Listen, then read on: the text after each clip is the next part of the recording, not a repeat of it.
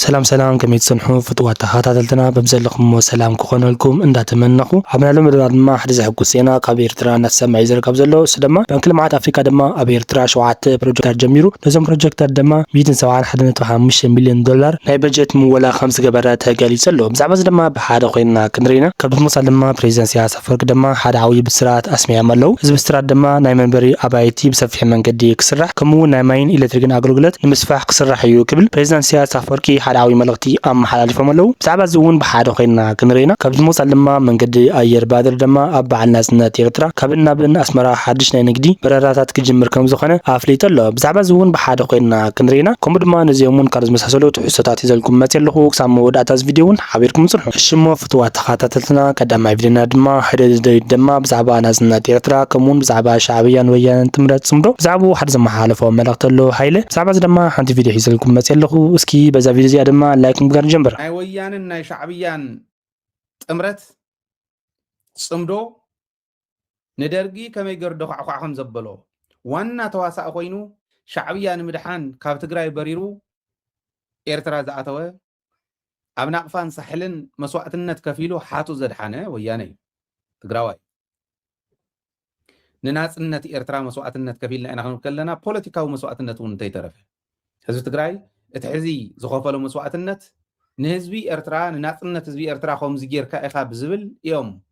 ኣብ ኢትዮጵያ እቲ ፖለቲካዊ ካምፔይን ዝስራሕ እዚኦም ኩሎም ተረዲኡ ዝኸይድ ለባም ኣካይዳ ክህሉ ብኤርትራ በዚ ኣጋጣሚ ፃውዒተይ ከቕርብ ደጊመ እንኳ ኣብፅሓኩም ናጽነትኩም ብቓልስኹም ብቕልፅምኩም ብደቅኹም ብመስዋዕቲ ደቅኹም ዝረኸብኩም መንበር ማንም ዝተወኸወልኩም ከም ዘይኮነ ናጽነት ህዝቢ ኤርትራ ላዕላውነት ኤርትራ ትግራዋይ ዘይደራደረሉ እዚ ስለንፈልጥ እዩ ታዝ ተረፈት ህዝቢ ትግራይ ዝኸፈሎ መስዋዕትነት ኣብ ጎንኹም ጠጠው ዝበለሉ ግዜን ወርቃዊ ታሪኽን ምርሳዕ ስለ ዝነበረ ፍቲ መንጎ እዩ እቲ ኩነታት ተፈጢሩ ለዚ እዚኦም ተዓሪሞም ነቲ ዝተጎድአ ተኻሒሱ ንቅድሚት ከም እንሳገር አይጠራጠርን እየ قبل موصل لما بريزنسيا سفرك دما حدا بسرعة تسمع ملو إذا بسرعة دما أنا من بري أبايتي بسفح من قدي كسرح كمون نايمين إلكتريكن أقرقلت مسفح كسرح يو كبلو حدا ملغتي أما حلالي فملو بريزنسيا سفركي اسكي سمعين ملس قوسواس ጸጋታት ከነዕቢ ስለ ዘለና ኣብ ዓመት 2026 ሰገጥ ምባል ኣይሰኣንን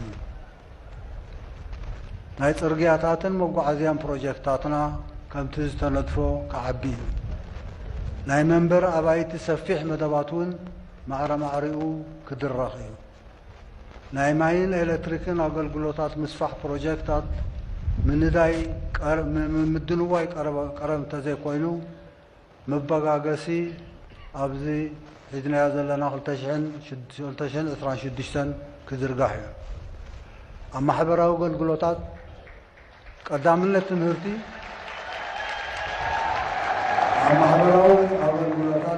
ቀዳምነት ትምህርቲ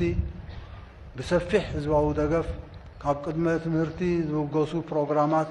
ቀዳማይ ድርኺት ክግበረሎም እዩ ዓብዪ ትፅቢት ከኣሎ ምስፋሕ ዓይነታዊ ኣገልግሎት ጥዕናውን ዓብዪ ትፅቢት ዝግበረሉ ዘሎ ጽላት ውፉይን ፃዕረኛን ህዝቢ ጥራይ ዘይኮነ ተባዕን ጽኑዕን ተጸማምን ህዝቢ ስለ ዘሎ ኣብ ኩሉ ልምዓታዊ መኸተ ህንፀት ሃገር ከዓ ዘይፍለ ሓይልታት ምክልኻል ከም ዲናሞ ሕመረትን ድርዒ ጠረፍን ስለ ዘሎ ሃበን ይልበስ መሰናኽላት እንተለዉ እውን ስክፍታ የለን ቅሶኑ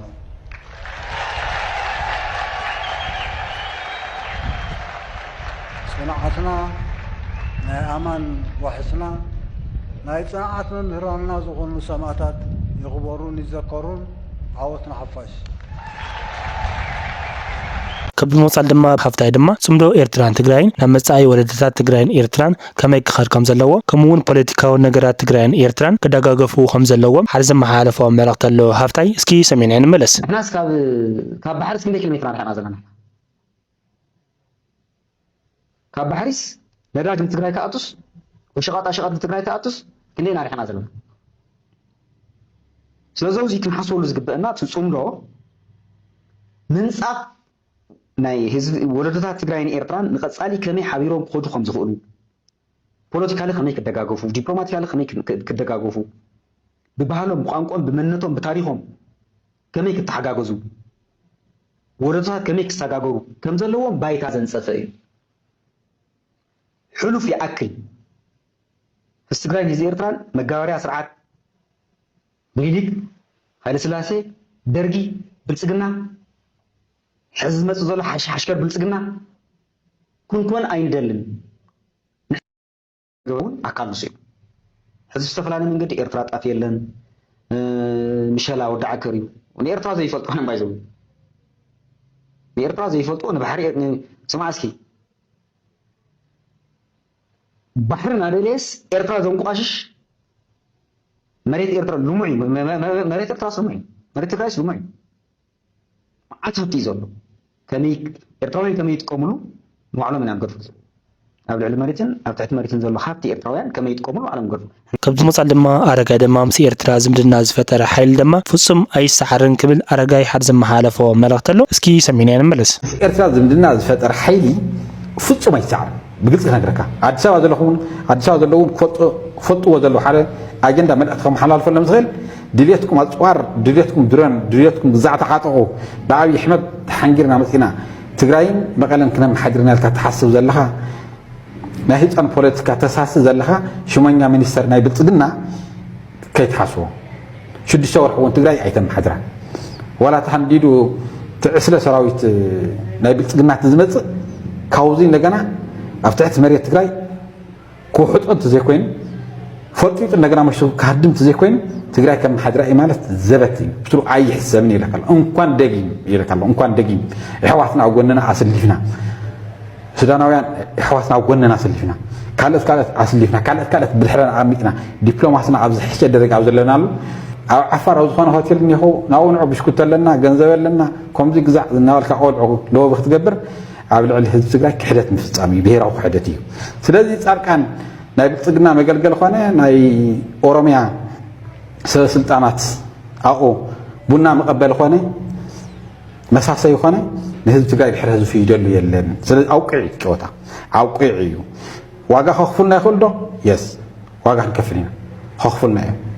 ንታሪክ ግን ዝቕመጥ ስሕተት ይሰርሑ ኣለዉ ከብዚ መጻል ድማ ባንኪ ልምዓት ኣፍሪካ ድማ ኣብ ኤርትራ 7 ፕሮጀክታት ጀሚሩ ነዞም ፕሮጀክታት ድማ 171.5 ሚልዮን ዶላር በጀት ብምግባር ምወላ ከም ዝገበረ ገሊጹ ኣሎ ብዛዕባ እዚ ድማ ሓደ ሓበሬታ እንዳወፀ ዝርከብ ዘሎ እስኪ ነብቲ ሓበሬታ ከይሕልፈኩም ልምዓት ኣፍሪካ ካብ ሓደ ጉንበት 2026 ኣትሒዙ ኣብ ኤርትራ 7 ፕሮጀክታት ጀማሚሩ ይርከብ ከም ዘሎ ነዞም 7 ፕሮጀክታት 171.5 ሚልዮን ዶላር ናይ ባጀት ምወላ ከም ዝገበረ ድሕሪ ምሕባር ኣብ ኤርትራ ዘካይዱ ዘሎ ከምዚ ዓይነት ወፍርታትን ምትሕብባርን ናብ ዝበረኸ ደረጃታት ንምዕባዩ ቃላት ይርከብ ኣሎ ባንኪ ልምዓት ኣፍሪካ ኤርትራና ተካይዱ ዘላ መደባት ህንፀትን ልምዓትን መሻርክቲ ብምዃን ኣብ ኤርትራና ዓበይቲ ፕሮጀክታት እናዓመመ ይርከብ ኣሎ እዚ ባንክ ካብ ሓደ ጉንበት ጀሚሩ ናይ 171.5 ሚልዮን ዶላር ዝውድእ 7 ፕሮጀክታት ኣብ ኤርትራና ኣበጋጊሱ ይርከብ ከም ዘሎ ኣብዚ ብምኽንያት መበል 35 ዓመት ዕለተ ናጽነት ኤርትራ ናብ ህዝብን መንግስትን ኤርትራ የሕሊፎ ዝርከብ ዘሎ ናይ ዮሃና መልእኽታት ካልእ ኣገዳሲ ዘሐጉስ ዜና ዘርጊሕና ይርከብ ከብዚ መጻል ድማ መንገዲ ኣየር ባድር ድማ ካብን ናብን ኣስመራ ሓድሽ ናይ ንግዲ በረራታት ክጅምር ከም ዝኾነ ኣፍሊጡ ኣሎ ብዛዕባ እዚ ድማ ሓደ ሓበሬታ እንዳወፀ ዝርከብ ዘሎ እስኪ ነብቲ ሓበሬታ ክሕልፈኩም በስልጣን ሱዳን ኣብ መንጎ ምሕዝነታዊ ዝምድና ህዝብታት ሃገሮምን ኤርትራን ብዝያዳ ንምሕያል ልዑል ኣበርክቶ ከም ዝገብር ዝገለጸ በረራ ካብ ሱዳን ናብ ኤርትራ ምጅማሩ ኣብ ኣስመራ ኣብ ዝተገብረ ስነ ስርዓት ኣበሲሮም መገዲ ኣየር ባድር ኣብ ድሮ በዓል ናጽነት ኤርትራ ካብን ናብን ኣስመራ ሓድሽ ንግዳዊ በረራ ከም ዝጀመረ ናይ ፈለማ ነፋሪት እቲ መገዲ ኣየር ኣብ ኣስመራ ድሕሪ ምዕላባ ኣብ ዝተገብረሉ ወግዓዊ ኣቀባብላ ኣፍሊጡ